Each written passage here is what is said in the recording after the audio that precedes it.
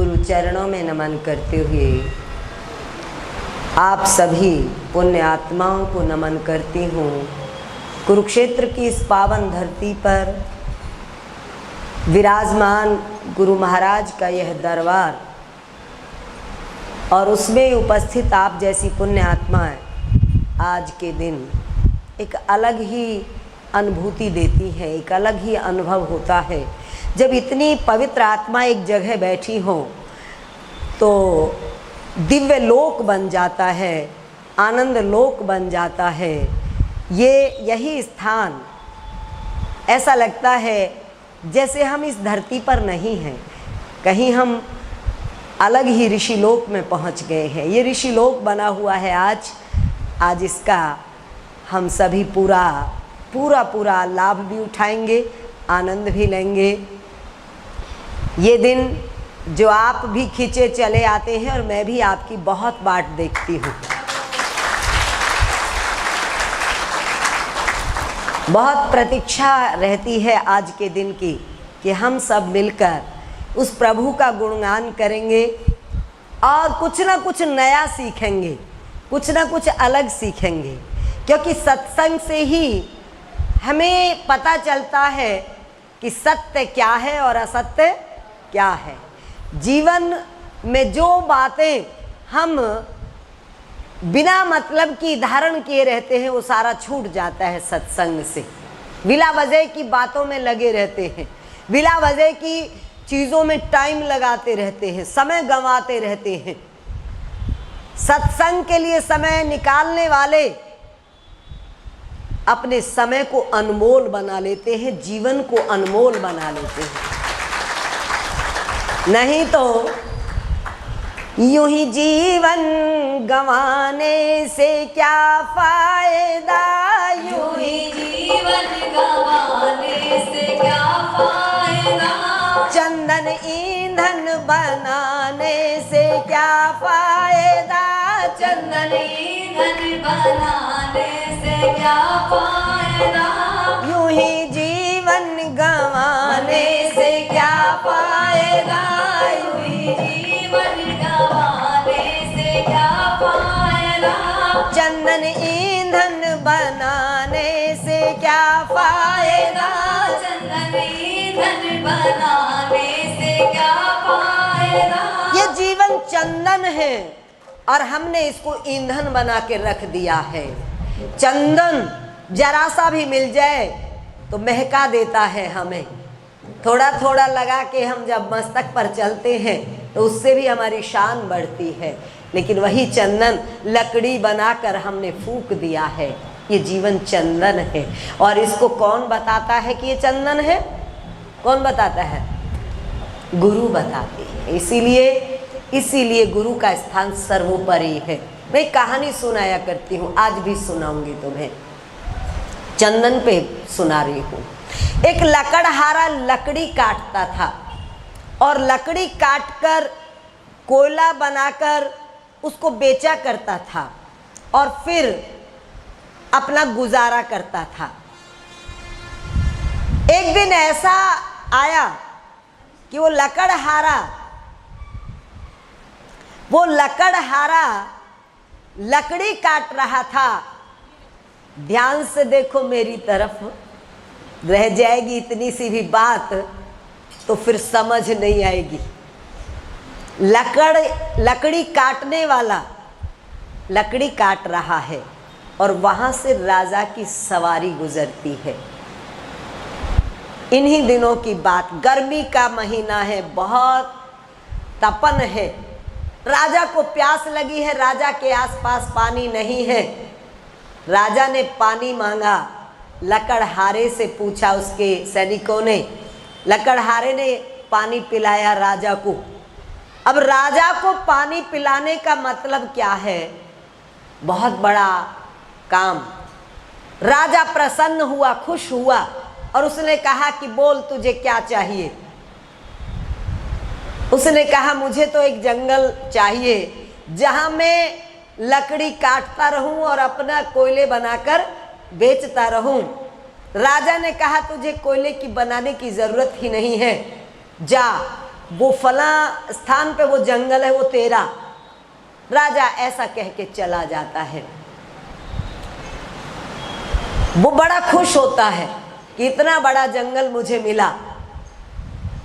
जंगल मिल गया, जंगल में उसने लकड़ी काटी, कोयला बनाया और फिर बेचा, और वो ऐसा ही करता रहा। राजा को याद आया कि एक बार वो लकड़हारा जिसने मेरी प्यास बुझाई थी उसके बारे में पता तो करूं कि उसकी हालत क्या है, कुछ और भी इनाम उसको दे देते हैं। राजा ने उसको बुलाया। लकड़हारा वैसा का वैसा ही था, बड़ा खुश है, पर कहता है मैं बड़ा खुश हूँ, अब मुझे चोरी नहीं करनी पड़ती लकड़ी की, मैं लकड़ी काट के कोयले बनाकर बेचता हूँ। राजा ने कहा, रे पागल, चंदन का वन दिया था, चंदन का जंगल दिया था तो उसको कोयले बनाता है? क्योंकि लकड़हारे को कोयले ही बनाना आता था और चंदन का उपयोग वो नहीं जानता था। तूने सारा जंगल चंदन का, लकड़ी का, कोयले बनाकर बेच दिया। उसने कहा थोड़ा सा बचा है। बोले पागल, उसको लकड़ी को बेच। अब उसने लकड़ी को बेचा, थोड़े से दिन में वो तो धनवान हो गया, इतना पैसा उसके पास आ गया, वो सेठ बन गया। क्योंकि चंदन भी लकड़ी है, लेकिन वो लकड़ी लकड़ी नहीं है। हमारी हालत भी वैसी ही है।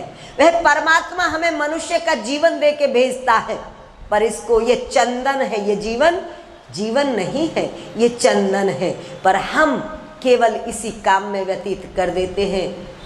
बच्चे पैदा किए, उनको पाला, उनके ब्याह सगाई, और इसी में लास्ट में क्या बचता है हमारे पास? कोयला रूपी जीवन बचता है और कुछ भी नहीं बचता। लेकिन जब हम ब्रह्मानंद जैसी विभूति की शरण में जाते हैं, हमें पता चलता है कि चंदन की वैल्यू क्या है, चंदन कैसे बना जाता है, ये जीवन कैसे चंदन बनता है। ये जो खोपड़ी है, इसमें आप कैसे लोगों के विचार रखते हैं। अगर आप इसमें प्रभु का नाम चलाते हैं तो आप चंदन हो जाते हैं। अगर आप इसमें सांसारिक लोगों की चर्चा रखते हैं इस खोपड़ी में, तो आप कोयला बन जाते हैं। ये तय आपने करना है कि आपने चंदन की लकड़ी बन के इस महकना है या कोयला बन के दहकना है, ये आपके हाथ में है। आग लगी आकाश में, झरझर परे अंगार, और कबीरा जर कंचन भयो तो राख भयो संसार। ये संतों की शरण, ये गुरुओं के चरण हमें चंदन बनाते हैं। हम चंदन बनने के लिए तैयार रहे। हमारे गुरु हमें कहते हैं, कब तक ईंधन बनाते रहोगे इस जिंदगी का, कब तक बनाओगे? कहते फुर्सत नहीं है। जब तक रहेगी जिंदगी फुर्सत न होगी काम से। कुछ समय ऐसा निकालो, प्रीत कर लो नाम से। वही एक समय है जब आप उसको भक्ति में लगा सकते हैं, वही एक समय है जब आप इस संसार में लगाकर उसको खराब कर सकते हैं। अब देखना आपको है कि कब संभालोगे खुद को। अभी तो ऐसा लगता है बहुत सारा काम है, बहुत सारा काम है।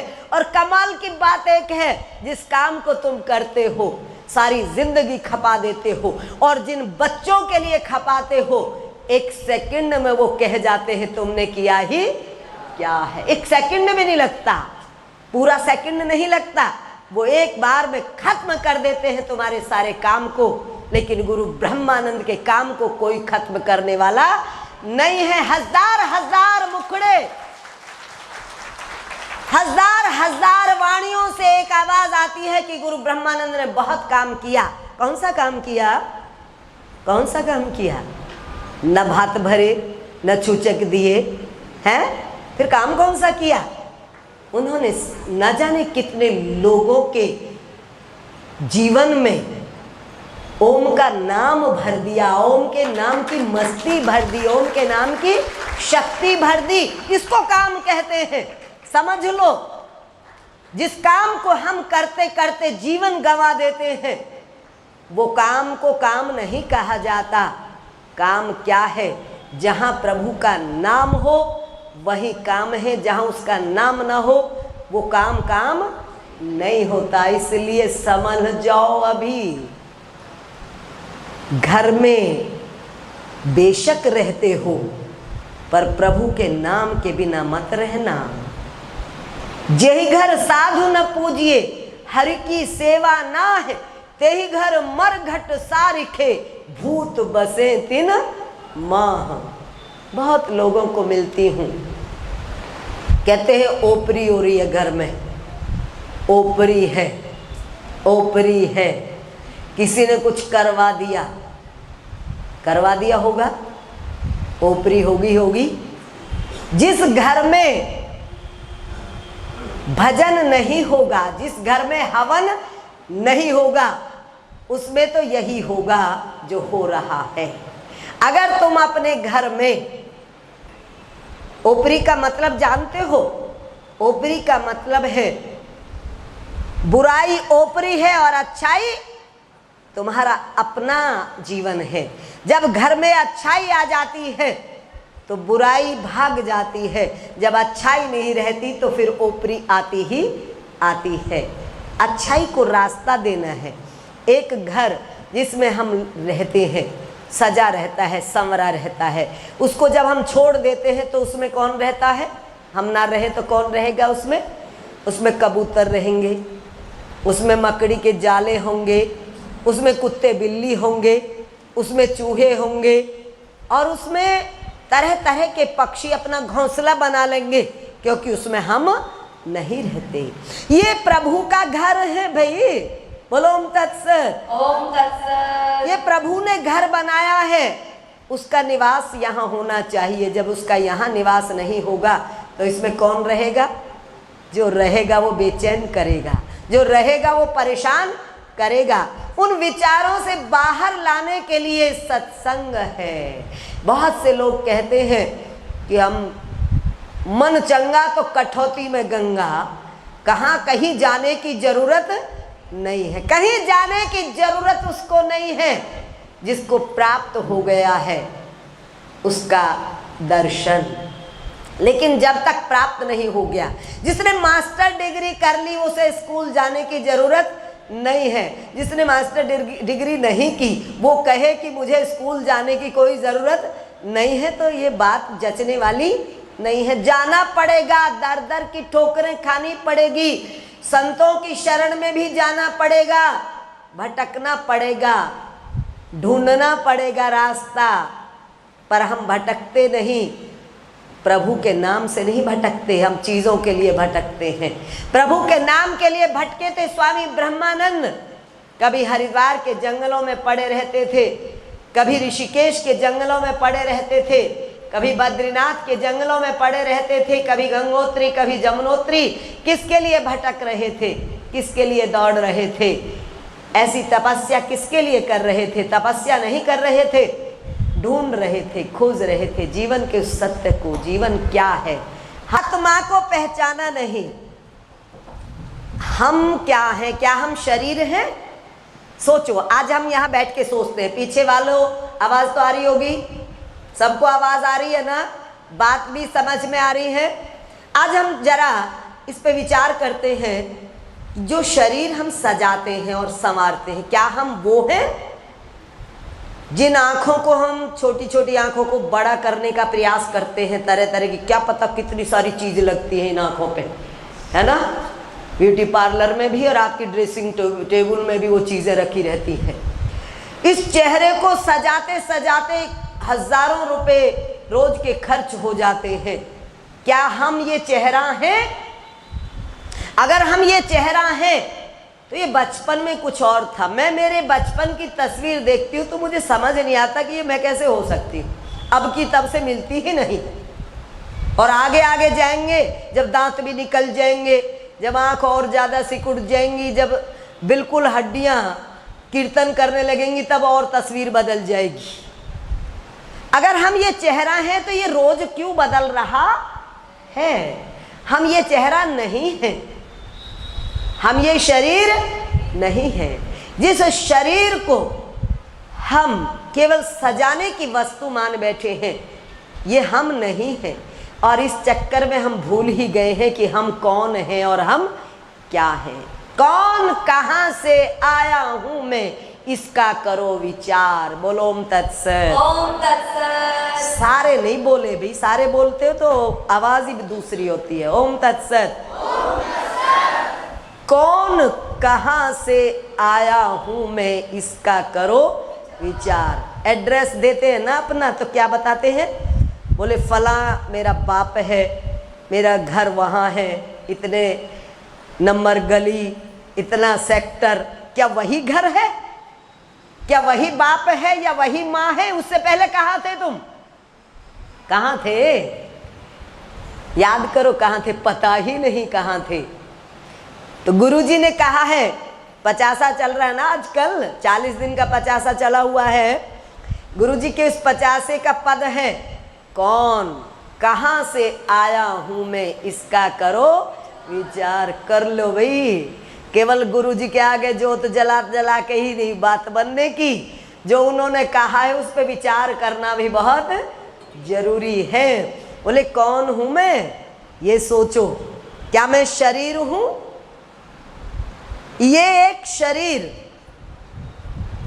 कितने रूप इसके बदलते हैं और फिर बाद में इसका क्या हो जाता है? बाद में ये जल जाता है, राख हो जाती है। मैं शरीर नहीं हूं। कौन कहां से आया हूं मैं, कहां से आए हैं हम और कहां चले जाएंगे। कहां इस शरीर में आए, कहां से चल के आए, और जब यह शरीर से निकलकर कहां हम चले जाते हैं। कौन कहां से आया हूं मैं, इसका करो विचार। और मालिक सोच समझकर बनना, मिटे सकल तकरार। कितना मन करता है कि हमारे पास इतनी दौलत हो, लेकिन दौलत इकट्ठे करते करते करते करते, बैंक बैलेंस बनाते बनाते बनाते सब कुछ छिन जाता है। बोलो ओम तत्सत। सारा कुछ लूट जाता है। छिनता क्या है? जिसके आंख छिन गई, जिसके कान छिन गए, सुनने की शक्ति नहीं रही, देखने की शक्ति नहीं रही, चलने की शक्ति नहीं रही, काम करने की शक्ति नहीं रही। क्या बनेगा महलों का? क्या बनेगा आपके बैंक बैलेंस का? सब कुछ लुटता चला जाता है, यानी जिंदगी घटती चली जाती है। ज़ेरे गर्दुम उम्र अपनी दिन ब दिन कटती गई, ज़ेरे गर्दुम उम्र अपनी दिन ब दिन कटती गई। और अगली लाइन ध्यान से सुनना, जिस कदर बढ़ते गए हम जिंदगी घटती गई। हम बढ़ते जा रहे हैं और जिंदगी घटती जा रही है। जन्मदिन मनाते बड़े खुश होते, जब मेरी दृष्टि से देखो ना, खुशी का दिन को नहीं। बोलो ओम तत्सत। बोले 1 साल खत्म हो गया, जीवन का 1 साल कम हो गया है। जिस कदर बढ़ते गए हम जिंदगी घटती गई। जिंदगी तो रोज घट रही है भाई। कितने ही तो बाल काले कर लो, कितने ही ब्यूटी पार्लर पे जा लो, और कितने ही बढ़िया बढ़िया दांत चढ़वा लो, जिंदगी नहीं तुम्हारा साथ देने वाली नहीं है। समय तो निश्चित है, फिक्स है, वो जा रहा है और रोज जा रहा है, हर पल जा रहा है, हर पल जिंदगी कम होती जा रही है। तो जागना तो अभी पड़ेगा, कल पर बात बनने वाली नहीं है। ए मानव तू निज रूप जाना नहीं। क्या रूप है तेरा? जाने नहीं, इसको रूप मानते, मैं गोरा, मैं काला, ये रूप नहीं है। आप गोरे हो तो खुश होते हो, काले हो तो दुखी होते हो। मैं भी शुरू में जब मुझे पता चला मैं काली हूं,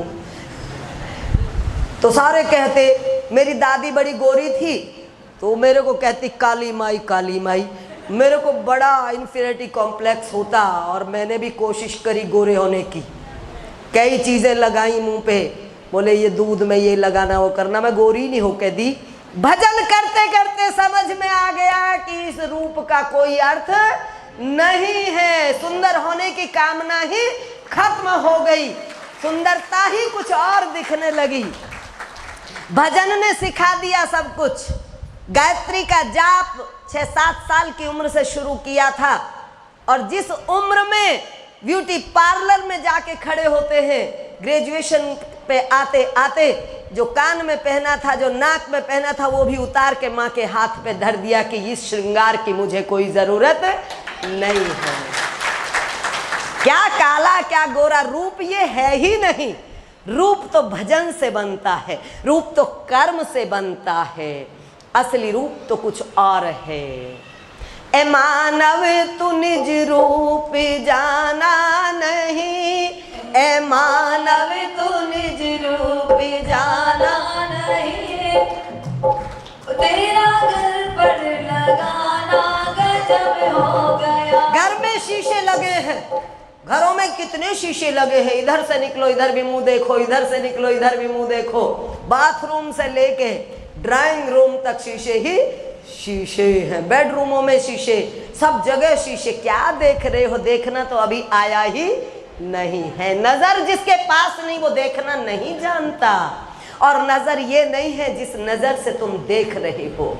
नजर तो अलग आती है, वो नजर तो गुरु देता है, वो नजर तो सत्संग से आती है, वो नजर तो भजन से आती है, वो नजर तो शुभ कर्मों से आती है, चिंतन से आती है, मंथन से आती है, मनन से आती है। वो नजर जब आएगी तब समझ में आएगा असली रूप क्या है। ये शीशे नहीं बताएंगे कि तुम्हारा असली रूप क्या है। क्या घंटों घंटों मर गए, पागल हो गए। देखो और तो और चेहरे के एक एक चीज पर घंटों घंटों खर्च करते हैं। इतना कीमती टाइम, 10 मिनट भजन का टाइम नहीं तुम पे। कैसी बात करते हो भाई? तुम्हें कहे कि सुबह 1 घंटा लगाओ, बोले टाइम नहीं मिलता, कहो तो चलते चलते कर ले। अरे तुम ब्यूटी पार्लर पे लेट जाते हो आंखों पे खीरे रख के,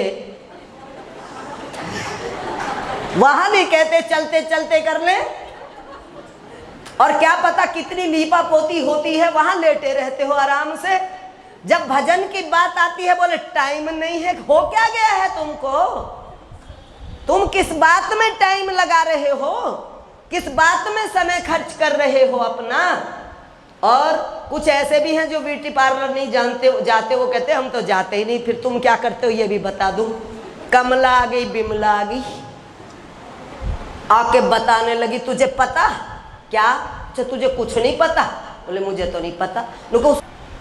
और फिर जो घंटों लगाती हैं उन बातों में, और उन्हीं से कह दो कि 10 मिनट 108 गायत्री मंत्र कर लिया करो, 10 मिनट लगेंगे। टाइम नहीं है, फुर्सत नहीं है, इन चीजों के लिए फुर्सत है। और ये हमारे पुरुष वर्ग, हमारे जेंट्स, ये जो यहाँ बैठे हैं, इनकी नहीं मैं बात कर रही, लेकिन हमारा पुरुष समाज ऐसा है, बहुत सा समाज जो घंटों घंटों सारा सारा दिन ताश खेलने में लगा देता है, और ठेके पे इतने प्यार से जाके खड़े होते हैं ठेके पे। अभी हम कल परसों कहीं से आ रहे थे तो जंगल में ठेका था, तो हमारी साध्वी जी बोली कि देखो ठेका कहीं खुल जाए वही चलेगा, ठेका कहीं खुल जाए वही चलेगा, कोई वहां पे किसी प्रकार का घाटा आने वाला नहीं है। चाहे वो जंगल में बैठे हो, लोग पहुंच जाते हैं, लेकिन दुकान चलाने के लिए सोचना पड़ता है कि ऑन द रोड होनी चाहिए और बाजार में होनी चाहिए। तो ये है हमारे हाल है ये कि हम काहे में जीवन लुटा रहे हैं और काहे में जीवन गंवा रहे हैं।